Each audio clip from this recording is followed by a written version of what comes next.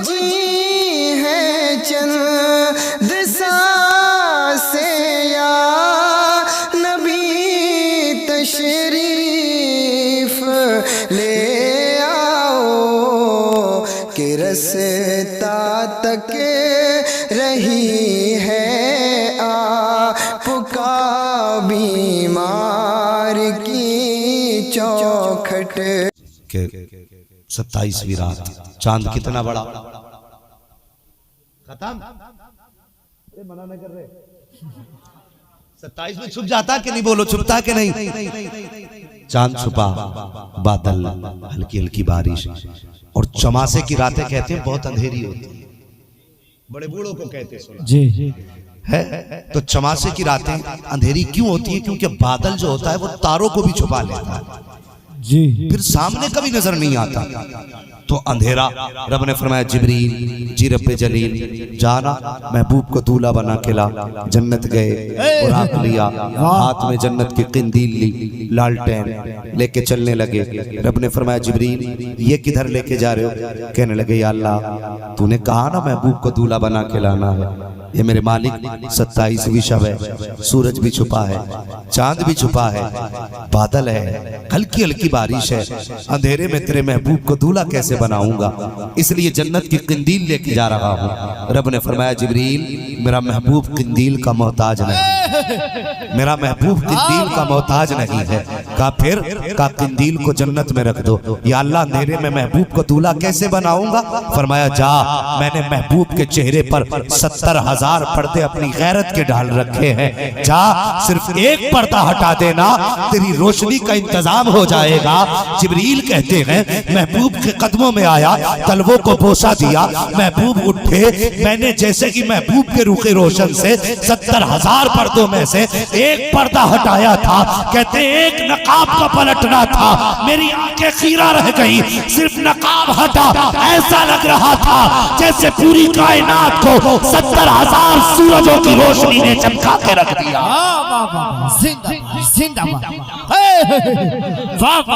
नारे तकबीर, नारे रिसालत, मसलके आला हज़रत, उलमाए अहले सुन्नत, मुफ्ती हम्माद रज़ा मुरादाबादी। वाह वाह वाह, क्या बात है, ये हुस्न मुस्तफा है। मैं कहता हूँ यार अगर किसी को हुस्न की वजह से दिल देना है तो फिर आमीना के लाल को दिल दो। कायनात में कोई उससे बड़ा हसीन देखा हो तो बताओ। अल्लाह अकबर, कौन सी मिसाल दोगे उनके हुस्न की? कहां से लाओगे मिसाल? हजरत सैयदा हलीमा सादिया रजी अल्लाह तआला अन्हा हुजूर को गोद में लेके आ गई। कबीले बनु साद की ये पहली रात है जब हुजूर आए हैं और लिटा दिया घर में लाके। पूरे कबीले में खुशबू थी, बहारें थी, अजीब रौनक थी। हुजूर जो मेहमान बने, लेकिन जानते हो औरतें बातें कर रही थी। आज बातें करते करते नजर पड़ी उनकी, हजरत हलीमा का घर रोशन हो रहा था। कहने लगी आपस में, लगता है हलीमा आज कोई अमीर का बच्चा ले आई है, जिसके साथ साथ पैसे भी लेके आई है जी। आज इसके घर में चिराग में तेल पड़ गया, इसलिए उजाला हो रहा है। हाँ, एक दिन देखा, 2 दिन देखा, 3 दिन, फिर औरतें कहने लगी मगर एक बात समझ में नहीं आती, हम लोग भी पैसे वाले हैं लेकिन हम तो अपना आधी रात में चिराग बंद कर देते हैं, हलीमा का चिराग बंदी नहीं करती है जी। सुबह को कहने लगी हलीमा, कहा क्या कि कम से कम एक बात बता, कभी गरीबी इतनी थी कि तेरे घर में उजाला ही नहीं था, आज तेरे अंदर ये रंग इतने आ गए कि तेरे पूरी रात चिराग जलता।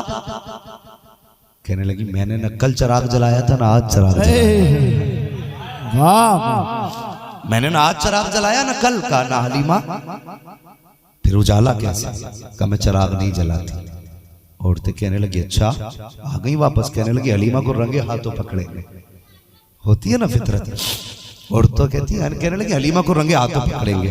एक दिन रात में ना, एक रात में हुजूर लेटे पालने में, औरतें इकट्ठी हुई, कहा चलो आज हलीमा की चोरी पकड़ते हैं। आ गई, दरवाजे पे दस्तक दी। हजरत हलीमा सादिया समझी शायद हो सकता कोई कर्जे वाला आया हो, तो खुद उठी, दरवाजे पे आई, डरते डरते दरवाजा खोला, देखा तो 8-10 औरतें खड़ी। कैसे आई? कहने लगा आज तुम्हारी, औरतें कहने लगी तुम्हारी चोरी पकड़ ली। हजरत हलीमा कहने लगी मेरी चोरी? कहा हाँ। कहा क्या बात?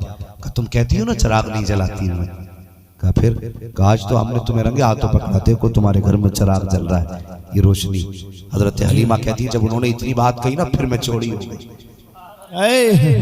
फिर मैं चौड़ी हो गई। अब तक तो डर था कि कोई दूध वाला होगा, कर्जे वाला होगा। कहती जब उन्होंने कहा चिराग जलाती हो, मैं चौड़ी हो गई। मैंने कहा ना ना आज भी चिराग नहीं है। कहा हलीमा तू सच बता। कहा चिराग नहीं है। कहा दिखा तो सही। कहने लगी सब मत आना, एक आओ किसे आना है। जो उनमें सबसे मुअम्मर थी वो आगे बढ़ी। कहा हलीमा घर में लेके चल। हजरत हलीमा सादिया ने हाथ पकड़ा, हवेली में लाई है। कहा देख चिराग कहाँ है। चारों तरफ निगाह डाली, कहीं चिराग नजर नहीं आया। कहा हलीमा बता तो सही ये दीवार कैसे रोशन है, ये रोशनी कहाँ की है। कहा तुम नहीं समझोगी। कहा बता तो सही। फिर हाथ पकड़ा, वहां लाई है जहां मेरा नबी पालने में लेटा हुआ है। और लाने के बाद चेहरे से कपड़ा हटाया। अल्लाह अकबर। हलीमा सादिया कहती है मैं कोई चिराग नहीं जलाती, कोई दिया नहीं है। और कहा फिर रोशनी कैसी। कहा जब कपड़ा हटा तो मुझे पता चला ये रोशनी जमीन के चिराग की नहीं थी, बल्कि ये रोशनी जन्नत के चिराग के चेहरे से निकल गई। क्या बात। महकने दिल के गुंजे खिला दिए हैं, जिस राह चल दिए गए कूचे बसा दिए। वाह वाह वाह वाह। की बुनियाद पे प्यार करना। वाह वाह। फिर मेरे हुजूर से प्यार करो, फिर मेरे हुजूर से प्यार करो। और अगर दौलत की बुनियाद पे प्यार करना है तो फिर मेरे हुजूर से बड़ा अमीर भी नहीं। ये भी सुन लो। हाँ ये तो बहुत सुना होगा, हुजूर ने फाके किए, हुजूर ने कई कई दिन चूल्हा ना जला हुजूर के घर का। ये बात अपनी जगह, ये तब तालीम उम्मत के लिए था। लेकिन खुदा की कसम मालिक कौनैन है को पास कुछ रखते नहीं। दो जहां की नेमतें हैं उनके खाली हाथ में। सुभान अल्लाह। उनके खाली हाथ में। अल्लाह अकबर। तो अमीर भी इतने बड़े, हसीन भी इतने बड़े, रह गई बात पावर की। तो क्या बताऊं यार, जवानी की पावर छोड़, बचपन की पावर सुन। अल्लाह अकबर। यही हलीमा सादिया हुजूर को जब लेके आ रही थी तो रास्ते में प्यास की शिद्दत हुई। सोचा सवारी को पानी पिला लो। सवारी को पानी पिलाने का ख्याल आया, कुएं की तलाश में थी। रास्ते में कुआं नजर आया ना, तो सोचा लाओ यहीं पानी पी लेते। आप सवारी से उतरी, कुएं के किनारे कहीं देखा एक खातून रो रही। आपने फरमाया बात क्या है। उसने कहा खातून मेरी गोद में बच्चा था, मैं पानी लेने के लिए आई थी और अभी ना मैं बच्चे को यहाँ बैठा करके ना डोल से पानी खींचने लगी। कहा फिर। कहा मेरा बच्चा अचानक घुटनों के बल चलते चलते कुएं के अंदर गिर गया। जब इतना सुना ना हजरत हलीमा ने मुस्कुरा के कहने लगी आंसू पोंछ ले। औरत कहने लगी अजीब खातून है, मेरा बेटा कुएं में चला गया और तू कहती आंसू पोंछ ले। मुस्कुरा के कहने लगी परेशान क्यों होती है, तेरा बेटा भी तेरी गोद में आ जाए। अल्लाह, मैं पावर हुजूर की बता रहा हूँ। का परेशान क्यों होती है, अभी तेरा बच्चा तेरी गोद में आ जाएगा। उसने कहा निकालोगी कैसे। जब मेरा बच्चा कुएं में गया मेरे हाथ में डोल और रस्सी थी।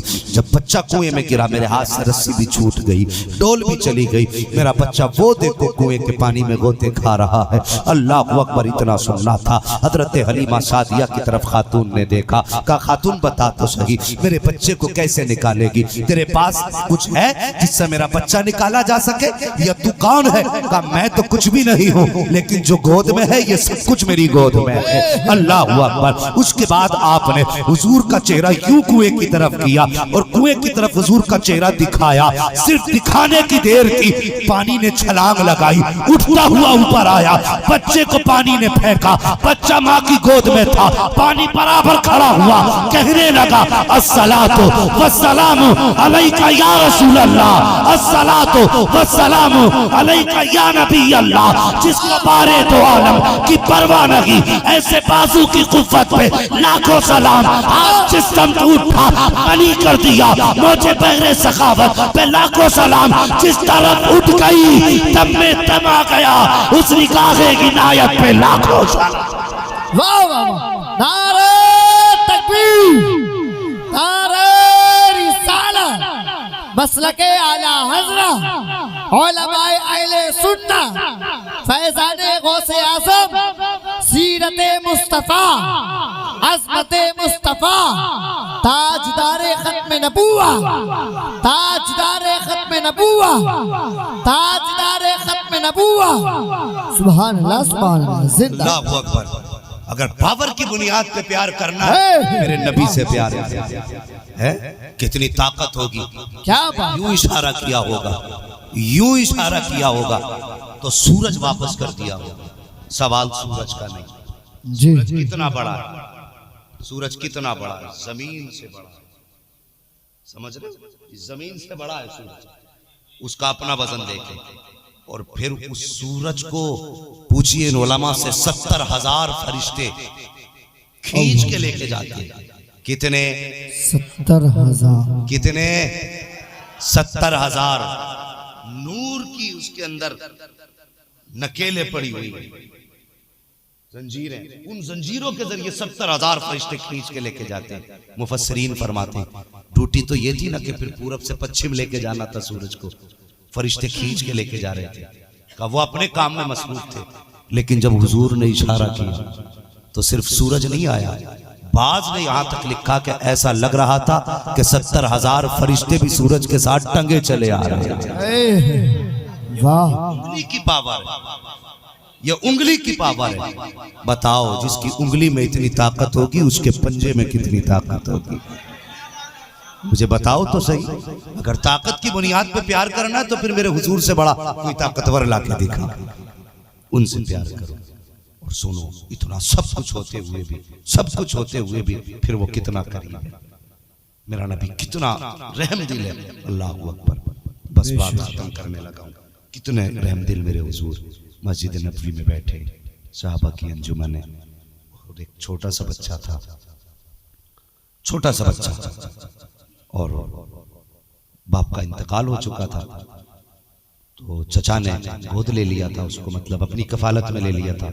माँ ने दूसरी जगह निकाह कर लिया था, क्योंकि चचा ने उसको निकाल दिया था माँ को उसकी, तो उसने दूसरी जगह निकाह कर लिया था अपना जाकर के। और बच्चा जो था चचा के पास था, तो ये बकरियां चराने के लिए चचा ने ले दी। अल्लाह माफ़ फरमाए, माफ़ करना मुझे भी, मैं थोड़ी सी कड़वी बात बता दूं। आज इंतकाल हो जाता ना बाप का, तो चचा भतीजों के कंधे पर हाथ रख के कहता आज से मैं इनके बाप की तरह इनका ख्याल करूँगा। लेकिन वो मेहरबानियाँ ज़्यादा दिन नहीं रहती है। हाँ, महीने बाद फिर गैर हो जाता है सगा भतीजा भी, फिर यतीम अपने नहीं लगते। हाँ, मैंने बहुत आंखों देखी मिसालें ऐसी हैं कि रिश्तेदारों के सामने तो लंबी लंबी बाएं फेंकते हैं आदमी कि नहीं नहीं किसी की जरूरत नहीं है, हम काफी हैं भतीजों के लिए। लेकिन 40वां होने के बाद भतीजे ने खाया कि नहीं खाया चचा को फिक्र भी नहीं। ईद के दिन सगा भतीजा यतीम है तो कपड़ों को पैबंद लगा के पहन रहा है, और चचा 10-10 हजार के कपड़े खरीद के ला रहा। तो यार ये जो करवट में यतीम है ना, ये कोई तेरा गैर नहीं है, तेरे भाई का बेटा है। खुदारा अपनों यतीमों का ख्याल किया करो। और यतीम तो कोई गैर भी है, तो मेरे हुजूर ने फरमाया जब कोई बंदा किसी यतीम के सर पे हाथ रखता है ना, तो जितने बाल उसके हाथ के नीचे आते अल्लाह उसको इतनी ही नेकियां अता फरमा दिया करता है। हाँ, और इतने दर्जे बुलंद फरमा दिया। ये यतीमों पे मेहरबानी है। आज हमारा हुआ क्या है, अगर यतीम भतीजा ईद के दिन आ जाए ना, कपड़े लाया हो सगा चचा बच्चों के लिए, कहता उठा के रखते, तेरा भाई आ रहा है वो देख लेगा। हाँ, ये सच्ची बात है, घर की कहानी है ये, है? मैं जानता हूँ इस समाज को। सगा भतीजा अगर यतीम है छुपा के रख दे, नजर पड़ जाएगी। अभी कहते हैं मौलाना कयामत कब आएगी। सुन, अगर तेरे बच्चों के कपड़ों को तेरे भतीजों की नजर लगने लग जाए ना, फिर समझ ले ना कयामत तेरे दरवाजे पे आके खड़ी हो गई है। इससे भी बड़ी कोई कयामत होगी। और तेरे दरवाजे पे दुनिया के अमीर खा खा के नाक तक भर के जाए और तेरा यतीम भतीजा मुंह तकता रहे, इससे भी बड़ी कोई कयामत होगी। किस चीज को कयामत कहते हो? जमीन फटेगी उसे कयामत, आसमान गिर जाएगा उसे कयामत, पहाड़ हवाओं में उड़ेंगे उसे कयामत। और यार सबसे बड़ी कयामत तो ये है कि जब तेरा बेटा नाक तक भर के खा के सोया हो और पड़ोस में तेरा यतीम भतीजा भूख की वजह से करवटें बदल रहा हो, तो समझ इससे बड़ी कयामत तेरे दरवाजे पे नहीं आ सकती। अगर खुदा ने तौफीक दी है तो अपने गैर यतीमों का भी ख्याल किया करो। और जब किसी यतीम को सोचो ना, तो अल्लाह का शुक्र अदा किया करो कि अल्लाह तेरा शुक्र है, तूने भी मेरे बच्चों के सर पे मेरा साया सलामत रखा है। ये भी तो हो सकता था इसकी तरह मेरे बच्चे भी किसी के दरवाजे की ठोकरें खा रहे होते जी। ये भी तो हो सकता था जैसे आज इसके बदन के कपड़े फटे, लोग मेरे बच्चों को धक्का देके हटाते, सर्दियों के मौसम में तुमने सामान बेचने वाले नहीं देखे? और कितनों के पैर में यार जूती भी नहीं होती है, लेकिन गलियों में आवाजें लगाते फिरते हैं कि मूंगफली ले और ये लो और वो लो। हमारा तो मन था मूंगफली खाने का, आवाज दी बच्चे इधर आ, 10 रुपए की ले मूंगफली दे, 20 रुपए की मूंगफली दे, या कोई भी सामान उससे खरीद लिया तुमने, लेकिन एक बार नजर डाल के पैरों की तरफ नहीं देखा। अल्लाह, तू 2 मूंगफली के लिए लड़ गया कि 2 दाने ज्यादा डाल दे, और तूने उसके पैरों की तरफ देखा। इतना तो सोच लेता, इस सर्दी में अगर मेरा बेटा लिहाफ में है तो कौन सी मजबूरी है जिसने इसको कोहरे में लाके गलियों में घूमने पे मजबूर किया है। अल्लाह, कभी ये भी तो सोच लिया करो, अगर नंगे पैर तक घर आता तेरे बेटे के पास तो कई कई जोड़ी जूते होंगे, एक जोड़ी जूते के लेके जाता, उस बच्चे से कहता यार मूंगफली बाद में खिलाना, पहले मेरी तरफ से ये जूते पहन ले। खुदा की कसम, अगर वो गरीब जूते पहनता, आंख में मोहब्बत के आंसू आ जाते, तू मर के कब्र में बाद में जाता, मदीने वाला तेरी शफाअत के लिए पहले आया। वाह, क्यों नहीं करते हम इस चीज का ख्याल? बहुत अच्छा, हम नीचे देखने नहीं चाहते, हम नीचे नजर ही नहीं करना चाहते। नहीं नहीं, इनके तो काम ही ये है ना, अल्लाह से डर, उसकी लाठी में आवाज नहीं है। आज अगर तू उसको मजबूर देख के हंसेगा, कोई दिन दूर नहीं कि कल तेरे बच्चों को दुनिया देख के हंसे।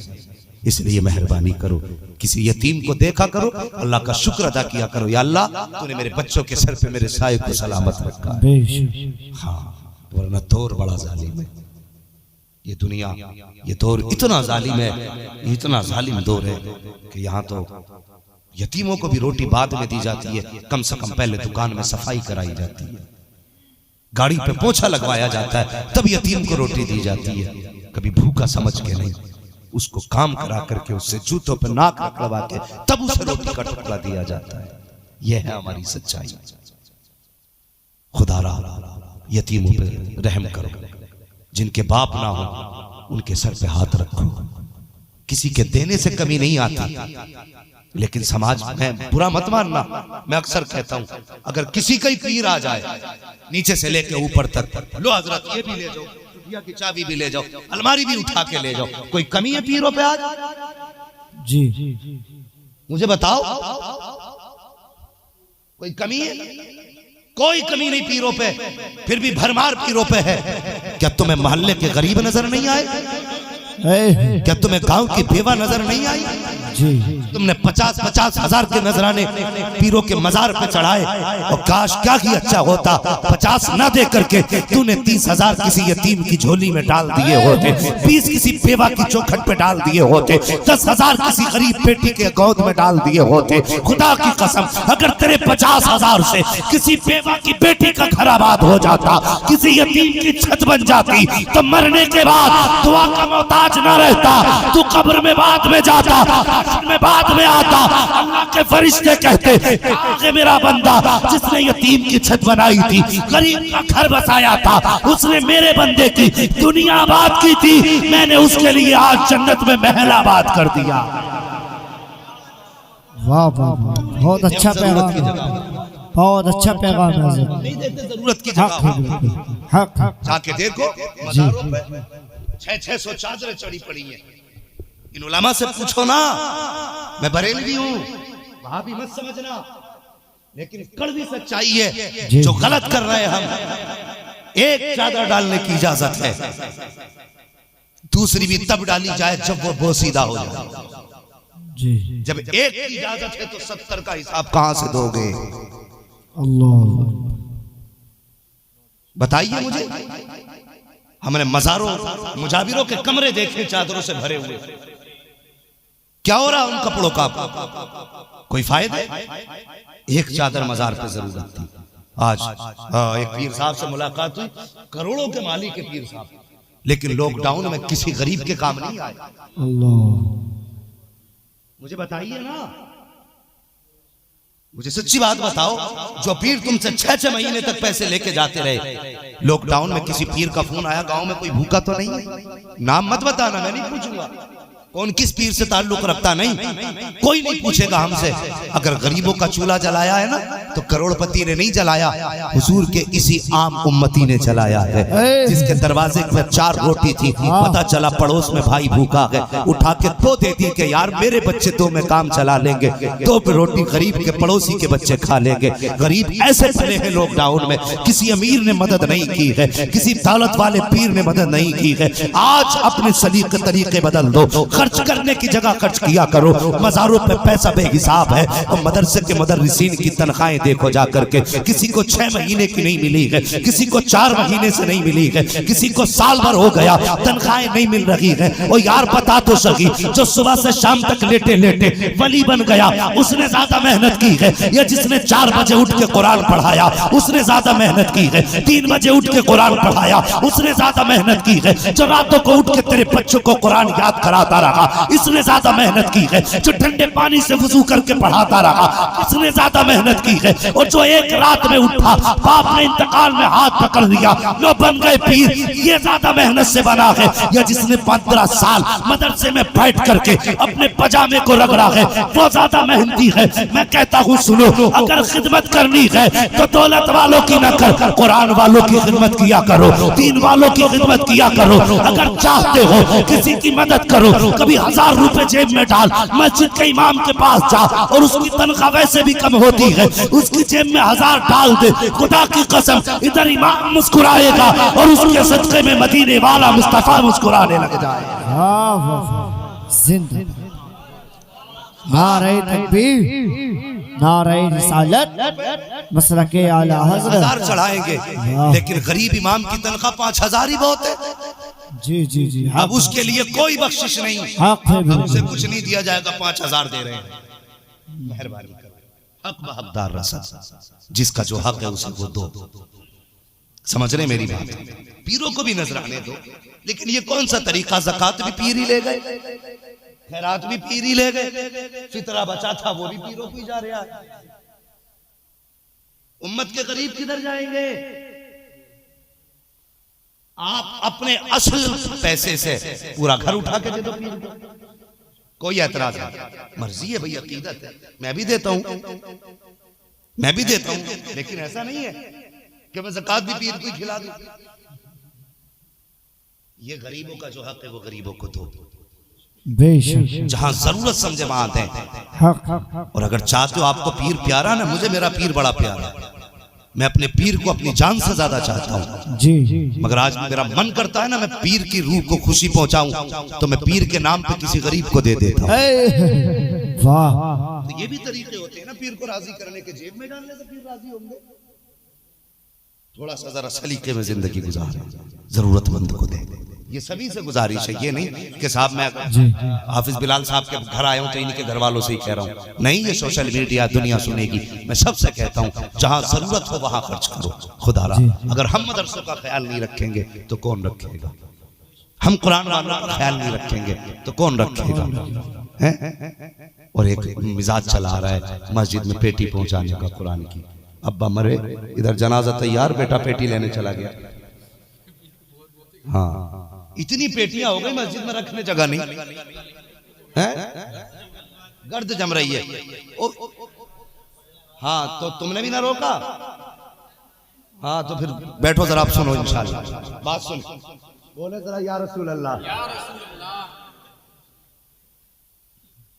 भाई मेरा बताना मकसद है, ये कुछ हमारी रविश है ऐसी जिसको हम वो कहते हैं ना भेड़ की चाल चलना, जिधर एक उधर को सब। कलुआ क्या लाया था? कुरान की पेटी। तो कलुआ लाया था तो मलुआ भी वही ले आया, जुम्मन पेटी लाए तो बब्बन भी पेटी ले आओ। भाई कुछ तो बदलो, क्यों लाते हो? ये नियत होती है ना कि हम कुरान के पारे ला के रख दें, कोई पढ़ेगा तो हमारे अब्बा को सवाब मिलेगा, हमारे भाई को सवाब मिलेगा, है हमारी वालिदा को सवाब मिलेगा, इसी नियत से तो पेटी रखते हैं ला करके। मगर मुझे बताइए जिन पेटियों को रखे रखे बरसों बीत गए, कोई खोलने वाला ही नहीं, तो फिर रखे रखे क्या वो सवाब दे रही है? बताइए। अगर पढ़ने वाले भी होंगे चाचा तो पारे बांट लियो जाके, पूरे गांव में पारे बच जाएंगे, पढ़ने वाले खत्म हो जाएंगे। पेटी इतनी हो गई। हमारा मकसद सिर्फ ये है कि हमें सवाब पहुंचाना है। तो सुनो, अगर ये जरूरी नहीं है पेटी लाओ, मदरसे में, गांव में मदरसा है कोई? है? गांव में नहीं है, पास में कोई मदरसा होगा। अगर वालिद का इंतकाल हो, भाई का इंतकाल हो, वालिदा का इंतकाल हो और चाहते हो सवाब के लिए से, तो मदरसे जाइए। मदरसे के प्रिंसिपल या मोहतमिम से पूछिए आपके मदरसे में किस किताब की जरूरत है, वाह आपके मदरसे में किस किताब की जरूरत है। अगर वो ये कहें कि मदरसे को ये किताब चाहिए तो आप उस किताब का हदिया कराइए। अगर उस्ताद कह दे कि नहीं इस बच्चे के पास कुरान नहीं है, इसको कुरान का हदिया करा दो, उसे आप कुरान का हदिया करा के दीजिए। अगर ये कहे मदरसे में किताबें भी हैं, कुरान भी बच्चों के पास है, तो फिर पूछो कि बताओ इनमें कोई पढ़ने वाला गरीब बच्चा है कि नहीं, फिर उस पर निगाह डालो। अगर किसी का लिबास पोसीदा है तो भाई के इसाले सवाब के लिए उसे गर्म कपड़े खरीदवा दो। अगर बिस्तर पुराना है तो बाप के इसाले सवाब के लिए उसे एक लिहाफ बिस्तर नया दिला दो। अगर गर्मी का मौसम है, देख रहे हो कुरान पढ़ने वाले गर्मी में बैठ के पढ़ रहे हैं, तो बाप के इसाले सवाब के लिए वहां पे एक पंखे का इंतजाम कर दो। अगर तुम्हें लगता है कि ये कुरान के पढ़ने वाले सादा पानी पी रहे हैं, अगर चाहते हो कि माँ बाप को तुम्हारे उसका सवाब मिले, तो उन बच्चों के लिए एक फ्रिज का इंतजाम कर दो, फिल्टर मशीन लगवा दो, ताकि तब वहां पर पानी का इंतजाम हो, पंखे का इंतजाम हो, बिस्तर का इंतजाम हो। दावे के साथ कह रहा हूँ साहिब, कोई गारंटी नहीं तेरे मरने के बाद कोई हाथ उठाएगा कि नहीं उठाएगा। अगर मेरी बात पे यकीन ना हो तो गांव के कब्रिस्तान जाके देख लेना, कितनी कब्रें तो ऐसी हैं जो बैठ गई, आज कोई मिट्टी डालने वाला नहीं है, तख्ते चमक रहे हैं, कोई तख्ते छुपाने वाला नहीं है। कितने बरस बीत गए हैं, कोई आज फातिहा पढ़ने तक नहीं आता है। कितने जमाने हो गए हैं कि आज कोई कब्रों को अपना कहने वाला नहीं है, उन कब्रों से रिश्ता बताने वाला नहीं है। अगर इतनी जल्दी हम इतने बदल सकते हैं तो क्या गारंटी है कि तेरी मौत के 50 साल के बाद तेरी कब्र के निशान सलामत रखे जाएं, तेरी कब्र की पहचान बचा के रखी जाए, कोई तेरे हक में हाथ उठा के दुआ करे, कोई गारंटी नहीं है। तो ऐसे दौर में जा किसी कुरान पढ़ने वाले को जा करके किसी बिस्तर का इंतजाम कर दे, पंखे का इंतजाम कर दे, पानी का इंतजाम कर दे, लिबास का इंतजाम कर दे। दावे के साथ कहता हूँ, कोई दुआ करे न करे, अगर तूने पंखा लगवा दिया वो पंखा घूमेगा, नीचे बैठ के कुरान पढ़ने वाला कुरान पढ़ेगा, ठंडी हवा इधर ऑफिस तक आएगी, उधर ठंडी हवा जन्नत से तेरे बाप की कब्र की तरफ खोल दी जाए। वाह वाह वाह वाह, क्या ये काम किया करो, लेकिन ये नहीं वाह वाह, जो जिसको जरूरत हो वो करो, तब इंशाअल्लाह देखो दुआ की जरूरत ही नहीं है। जी है, दुआ की जरूरत ही नहीं रह जाती। हालांकि दुआ हमारा हथियार है, दुआ से इनकार नहीं, दुआ इबादत का मग़ज़ है, इनकार नहीं। लेकिन कह रहा हूं बाई चांस अगर कोई दुआ ना भी करे तो एक एक झोंका जब पंखे का हाफिज को लगेगा, कुरान पढ़ने वाले को लगेगा, अल्लाह की कसम इसकी हवा इतनी ठंडी नहीं होगी जितनी ठंडी हवा अल्लाह कब्र में तेरे बाप के चला दे।